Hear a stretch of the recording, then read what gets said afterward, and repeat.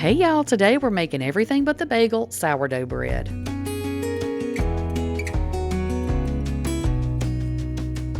Okay, so the first thing we need to do is feed our starter. Now mine's been in the refrigerator for, I don't know, a week or two, and so it's got a nice little layer of hooch in there. It looks a little funky. That's okay. It looks fine. Don't worry about it. You can keep that hooch. You can stir that right into your starter if you want to, or you can pour it off, which I have. You know, sometimes I stir it in if it's just a little bit. If it's a whole lot, I usually pour it off. That's just personal preference. So what I'm going to do, I've got this brand new jar that I'm so excited about. This, the starter, what am I trying to say? You know what I mean. The little jar, our starter jar. So I'm using this because I'm making a good bit of starter because I'm going to bake a few things. Not in this video, but I just need some for other projects too.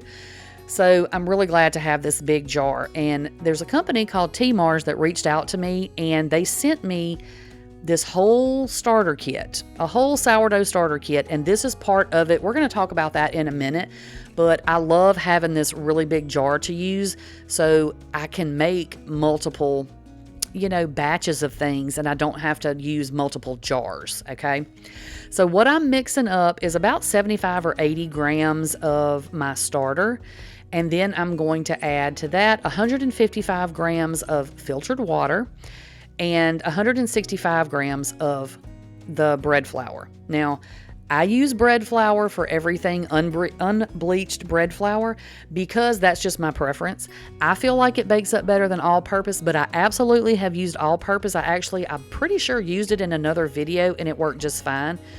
But unbleached has always worked better for me. I've heard people use bleached, and it works great for them, but it never worked for me. So that's just, take and do with that what you will. I'm just telling you what I'm using.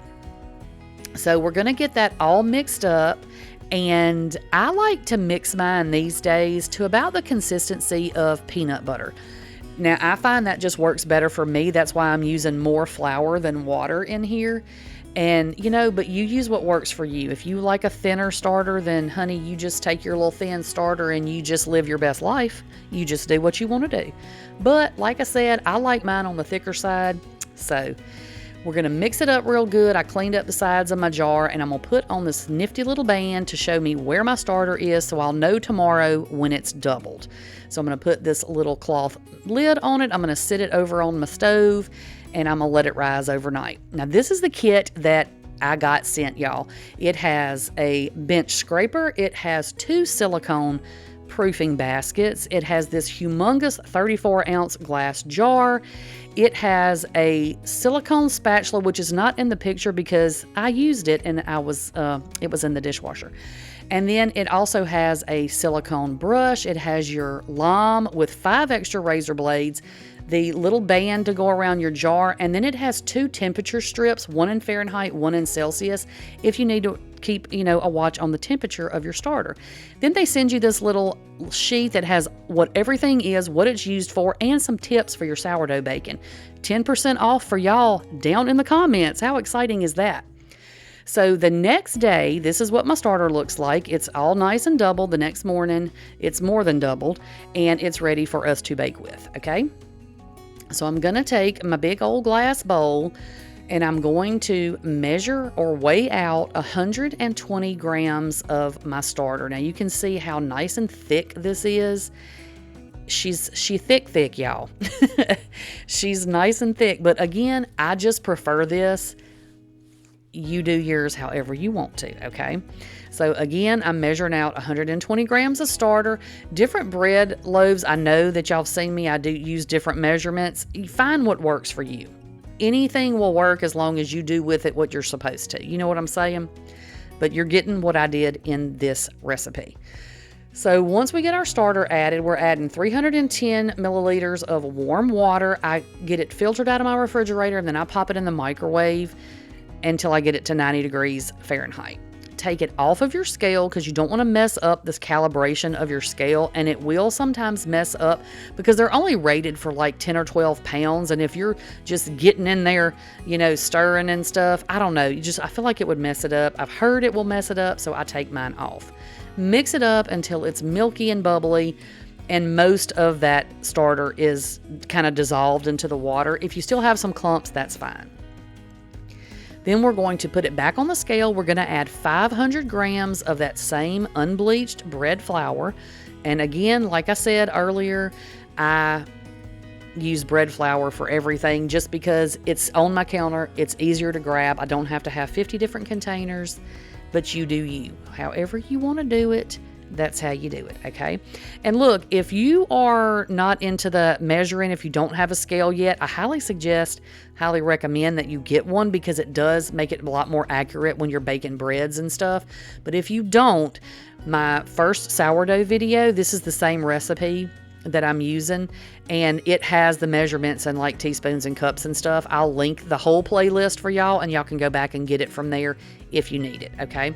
So I measured out 500 grams of the unbleached bread flour and 10 grams of salt, okay? Now I'm just going to take my little Danish dough whisk, and I'm going to mix this all up. Now I love this dough whisk. I bought this forever ago, and I love it, but I have seen people just use a fork. I've seen people use wooden spoons. I've seen people use silicone spatulas. Use whatever works for you. This is just what works for me. It's what I like, so that's what I use. But you definitely don't have to have this. So mix it up I mix it up until it's pretty much mixed in there. Okay, until it's pretty much, good and combined. Then I go in with my hand, make sure your hands are clean, and then I just make sure there's no huge clumps of flour still left in there. Okay, and now I'm just kind of going around and trying to gather it in a little bit of a ball there in my bowl. So we're going to cover this up with a plastic covering, or you can use a damp towel, and we're going to let this sit on the counter for an hour. We're just going to let it rest, soak up anything that wasn't soaked up. We're just going to let it hang out. After an hour, you're going to come back and we're going to start doing our stretch and folds. Now, wet your hands. This will keep the dough from sticking to you so bad. And if you ended up accidentally leaving a little bit of dry bits in there, then wetting your hands will help kind of, get those little dry bits taken care of. So I'm just doing stretch and folds. You're going to go around the bowl a quarter turn each time, and you're just going to count to 4. Once you've stretched it up and folded it over 4 times, then you're good to go. Now, some people stretch it a whole lot more. If I have a dough that's really loose, sometimes I'll do it a lot more. But for this particular recipe, 4 is all you need. It's plenty. So once we've done that, we're going to let that sit. We're going to cover it back up with either your plastic or a damp towel. Let it sit for about 30 minutes, okay? I used to let it sit less time, but I find that sitting it a little longer helps it relax a little better, and it's easier to fool with. So after 30 minutes, we're going to come back with our stretch and folds again, and we're going to add our everything but the bagel seasoning. Now, there's a lot of differences on when people add certain, inclusions into their loaves. For this, because it's very small, I just went ahead and added it straight into my stretch and folds. But, if you saw my pepperoni pizza video, did I put that in there? I don't know. Sometimes I fold it in and sometimes I just mix it in, but it's really personal preference. So we're doing the same stretch and folds that we did before. Pull it up, fold it over, turn your bowl a quarter of a turn. But this time, each time we do it, we're going to add seasoning. Okay. And I will say this, make sure you taste your everything but the bagel seasoning. The first time I made this, we took a bite of it, and it was like, even had my daughter take a bite, and I'm like, something tastes weird about this. And she was like, oh, it's real good. And then she was like, oh, wait, it was a weird aftertaste. So just make sure you taste your seasoning, because it's very disappointing when you have to throw bread away because it doesn't taste good. It's terrible, y'all. So anyway, cover it up, sit it another 30 minutes, and then we're going to come back and we're going to do the same thing. So the first set of stretch and folds, we didn't add seasoning. But for the second and third set, we're going to add seasoning every time we pull this bread up or this dough up and fold it over, okay? And make sure that you're wetting your hands when you're doing this to kind of keep everything from sticking to you. And you can see how much tighter and harder to pull. It's not as loose as it once was, So each time we go around. So this is our 4th set. I didn't add any seasonings on this set because by this time we had plenty. So the seasonings only went in on sets 2 and 3. So now I'm going to use this cambro container. I got this off of Amazon. I will link it in my Amazon store. I bought this with my own money. But I love using this because it makes it so much easier to see if your dough has doubled. If you are struggling with knowing whether your dough has doubled in size, get you one of these containers. Because it's skinnier and it's taller, it makes it so much easier than a bowl to be able to see your bread rising, okay? So I just kind of push it down to where it's not domed up and I can actually see where my bread is starting at. And then I'm just going to cover this up with that same plastic covering, and I'm going to let this sit on the counter for between 6 and 12 hours, depending on how cold your house is. My house is 64 degrees, so it takes mine a little longer to rise than it will if your house is 80 degrees, okay? So check it after 6 hours. If it needs more time, give it up to 12 if it needs it, okay? So I'm dusting my silicone mat with a little bit of flour, and then I'm just going to dump my dough right over onto my silicone mat. And y'all know I love this silicone mat. It's in my Amazon store as usual because this thing is fantastic if you have these terrible tile countertops like I have. I do not like these tile countertops. They're terrible for bread making or for anything else. Everything gets stuck in them. You have to scrub them all weird. I don't know. The silicone mat was a lifesaver for me for anything like this. So if you don't have one and you have tile countertops, I highly recommend one because they're fantastic. Again, I bought it with my own money. Nobody gave this to me. I'm just passing along the knowledge of how wonderful they are. So now we're going to shape our bread. Now I was just going to kind of tighten it into a ball because sometimes I just do that instead of laying it out. But there were so many bubbles in this dough, which is great. I mean, it's supposed to be. That means it's nice and great and active and wonderful. But I didn't want huge bubbles in here. And I do end up with bigger bubbles than I want, or bigger holes in my bread than I want. But sometimes that just happens, especially if you have inclusions in your bread. So, you know, do the best you can. You see all them big old bubbles. See them still popping up every time I roll it. But if they're really big, I try to pop them. But otherwise, you know, you can't pop them if they're inside. So tighten up your bread into a ball, shape it up real good, and then we're just going to let this sit on the counter for about 30 minutes. You can cover it up. I was still in the kitchen, so I didn't cover mine, but if you're going to walk away, cover it up so, you know, nothing lands on it if it's something flying around, if you get a skeeter in the house or something. So now I'm just going to flip this over, and you're not going to stretch this out a whole lot because the bread is super tight at this point. I'm just going to shape it back into a ball again. I'm going to tighten it back up. You can see I'm still big old bubbles everywhere. That's okay. It is what it is. It's sourdough bread. Some people love them big old bubbles. So now what we're going to do is get our basket ready. Now I love these silicone baskets because I have wooden baskets, but the problem with wooden baskets is over time, like I have found splinters in my baskets. Now I didn't put splinters in my bread. I found them before I put the bread in them, but I have found splinters in them. You can't put them in the dishwasher. They're wood, and these silicone ones are just so much easier to clean. So highly recommend these if you're making sourdough bread. You know, but do what you want to do. But these are fantastic. And again, the whole kit is going to be down in the description box with a discount code for y'all, 10% off the entire kit. And that's a really good price anyway. But the 10% really makes it wonderful. So what I normally do is put flour all over the top of my dough. But because we're using this everything but the bagel seasoning, I'm only going to flour the bottom edges, because we're going to season the top of this loaf. So what I did is I took a paper plate, this fine china. This is my fine china, y'all. I put some of that seasoning down in there.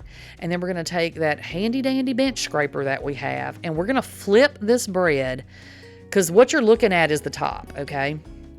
So we're going to flip it over and we're going to stick it in our plate. And we're just going to roll it around just gently. Real gently. We're going to roll it around until we coat the whole top of this bread with that everything with the bagel seasoning. Then we're going to flip it back off the plate, and I'm going to show it to y'all. See there? See our nice coating of seasoning? So now we're going to put that down into our basket, because you want the top to be down in the bottom, if that makes sense. So now the top that we're looking at, which is actually the bottom, I know that sounds all weird, but we're going to flour that up real good so that nothing sticks to it. I'm making sure that it's not sticking to the sides of my basket, making sure we got plenty of flour there. And then we're going to cover this up with some plastic wrap, and we're going to put this in the refrigerator overnight. You can leave this in the refrigerator for a couple of days if you want to, if you can't get to it. But, you know, take it out the next morning. Okay, this is the next morning. I took it out. My oven is preheating to 450 degrees Fahrenheit with my Dutch oven inside. I also have a big cookie sheet underneath on the rack that's under there. And that way it kind of distributes the heat better and you don't end up burning the bottom of your bread. That's your tip for the day. Put some sort of pan, cookie sheet, something on the rack underneath your Dutch oven, and that will help to not burn the bottom of your bread. So now I'm just using my silicone sling. You can use parchment paper. And I flipped my dough out. You see how easy it came out of that silicone basket? And we're going to take that, scooch it over to the side. And I highly recommend these pot holders. These are clean, by the way. I know they look crusty and dirty. They're burned because of baking bread. So dedicate some pot holders just to your bread. So like I said, my Dutch oven was in my oven preheating for about 45 minutes at 450 degrees. And now I'm just going to put my bread in there, and I'm going to take my lime and I'm going to score this. If you don't have one of these, then you can use a really sharp knife, whatever you need to use. You just need to put some sort of score in there, so that's where we're telling the bread to bust open, okay? Otherwise, it's going to bust wherever it wants to. Bake that 450 degrees Fahrenheit for 30 minutes with the lid on. After 30 minutes, you're going to take the lid off. Look how pretty it looks already, y'all. We're going to drop the temperature to 400 degrees Fahrenheit and bake it for another 25 to 30 minutes, or until it's as brown as you want it. Look how good this bread looks, y'all. Oh my gosh, look how pretty. She's so pretty. So then I just scooch it over. You're going to need to put your bread onto a cooling rack, and then you're going to let it cool completely. Now, I've tried to say, a lot of people say, let it sit for an hour and then cut it. Mine is not ready to be cut after an hour. It's still so hot in the middle.